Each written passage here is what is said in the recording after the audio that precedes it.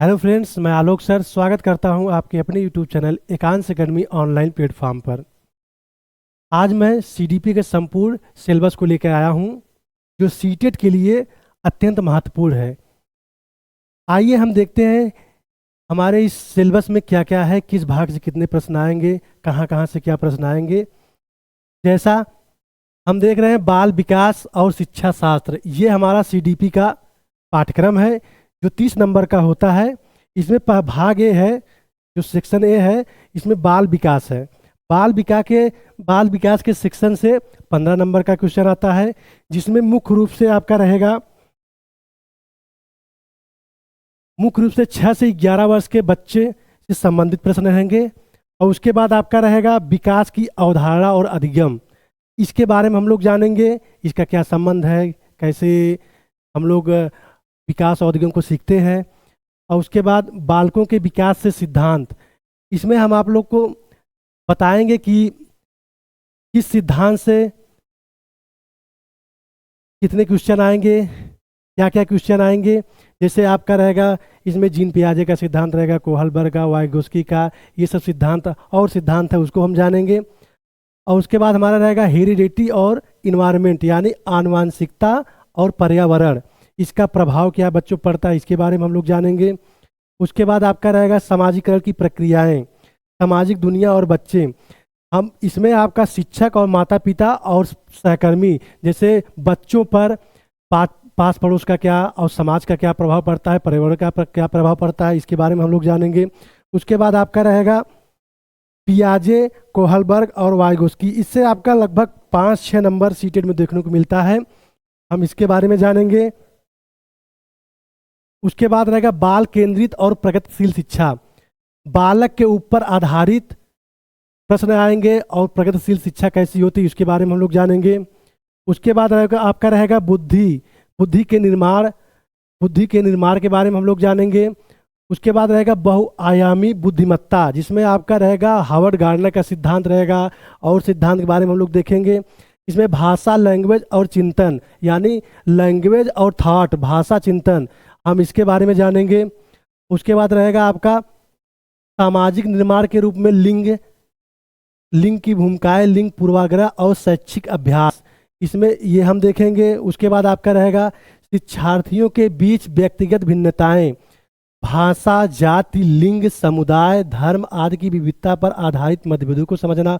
जैसे किस धर्म से कौन सा बच्चा आया है, इसके बारे में हम लोग सीखेंगे, क्या उसके साथ समाज और वातावरण का क्या प्रभाव पड़ता है, ये देखेंगे। उसके बाद आपका रहेगा अधिगम के लिए मूल्यांकन और अधिगम का मूल्यांकन, इसके बीच अंतर हम देखेंगे, क्या मूल्यांकन है अधिगम का। और उसके बाद आपका रहेगा सतत एवं व्यापक मूल्यांकन, सतत एवं व्यापक मूल्यांकन के बारे में जानेंगे। जैसे बीच बीच में आपको जो टेस्ट वगैरह होता है कक्षा में, ये सतत एवं व्यापक मूल्यांकन में आता है, इसको देखेंगे। उसके बाद आपका रहेगा भाग बी जो रहेगा आपका समावेशी शिक्षा की अवधारणा और विशेष आवश्यकता वाले बच्चों को समझना, ये 5 नंबर का आपका होगा, इसके बारे में हम लोग देखेंगे। इसमें रहेगा विविध पृष्ठभूमि के शिक्षार्थियों सहित वंचित और हाशिए पर रहने वाले बच्चों को संबोधित करना, इनके बारे में हम लोग देखेंगे। अधिगम की कठिनाइयों, जैसे विकार आदि वाले बच्चों को जरूरतों को संबोधित करना, यानी कि जो अधिगम विकार हुआ, इसमें जैसे आपका डिसलेक्सिया हुआ, अधिक श्रवण विकार हुआ, वाक विकार हुआ, इसके बारे में हम लोग जानेंगे। और प्रतिभाशाली रचनात्मक बालक, ये विशेष रूप से विकलांग शिक्षार्थियों को संबोधित करना, इसके बारे में जैसे प्रतिभाशाली बालक हुए, विशिष्ट बालक हुए, इसके बारे में हम लोग जानेंगे। उसके बाद आपका रहेगा भाग सी रहेगा आपका अधिगम एवं शिक्षण शास्त्र, इसमें आपका रहेगा लर्निंग एंड पेडागॉगी, यानी ये 10 नंबर का आपका आएगा, जिसमें ये रहेगा आपका बच्चे कैसे सोचते हैं, कैसे सीखते हैं, बच्चे स्कूल के प्रदर्शन में सफल कैसे होते हैं, असफल कैसे होते हैं, जैसे इसके बारे में हम लोग जानेंगे। शिक्षण और अधिगम की बुनियादी प्रक्रियाएं, बच्चे के अधिगम रणनीतियाँ, इसमें हम लोग देखेंगे शिक्षण और अधिगम की बुनियादी प्रक्रियाएं, शिक्षण किस प्रकार से दिया जाता है, किस प्रकार से बच्चों के लिए रणनीतियाँ बनाई जाती हैं, इसके बारे में हम लोग जानेंगे। उसके बाद आपका रहेगा अधिगम एक सामाजिक गतिविधि के रूप में। अधिगम का सामाजिक संदर्भ। अधिगम एक सामाजिक मतलब सीखना सामाजिकरण के लिए क्या है, समाज से क्या मिलता है, इसके बारे में हम लोग जानेंगे। इसके बाद आपका रहेगा बच्चा एक समस्या समाधान करता और एक वैज्ञानिक अन्वेषक के रूप में होता है।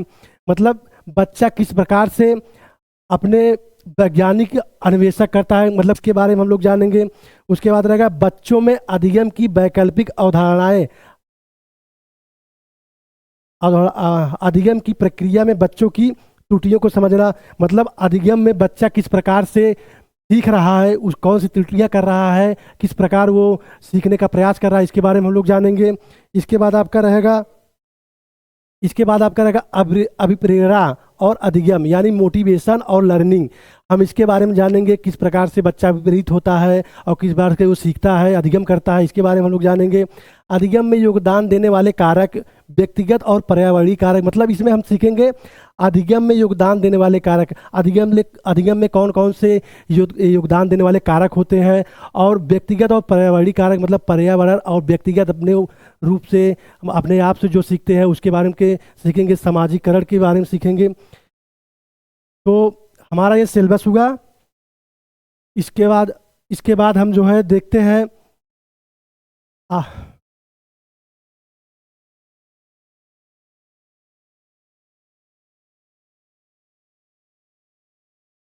आप लोग इसको अगर स्क्रीनशॉट लेना चाहते हो तो ले सकते हैं।